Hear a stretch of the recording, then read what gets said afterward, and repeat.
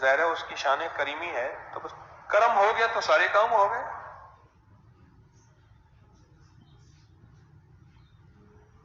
اور کہا کہ کسی کو کہتا تھا پیسے ہیں نا، فلاں پلاٹ لے لے، فلاں مکان لے لے، فلاں جائیداد لے لے، فلاں زمین لے لے، فلاں سودا بکتا ہے لے لے۔ ایک دفعہ ایک صاحب کے پاس کہا کہ کتنے پیسے ہیں؟ کہہ رہے میرے پاس 4,500 روپے۔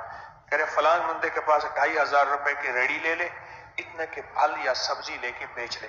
اس نے کیا، اس کا گھر چل پڑا، وہ بڑا خوش ہوا۔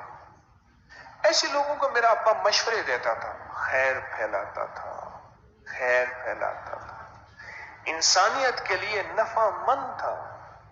وہ خیر الناس بن گیا، سارے انسانوں میں بہترین بن گیا۔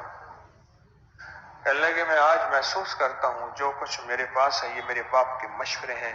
خود تو غریب ہو تھا اور غربت میں مر گیا، پر لوگوں کی خیر خواہی چاہتے چاہتے چاہتے چاہتے رب نے ہمارے لیے اور ہماری نسلوں کے لیے فیصلے کر دیے۔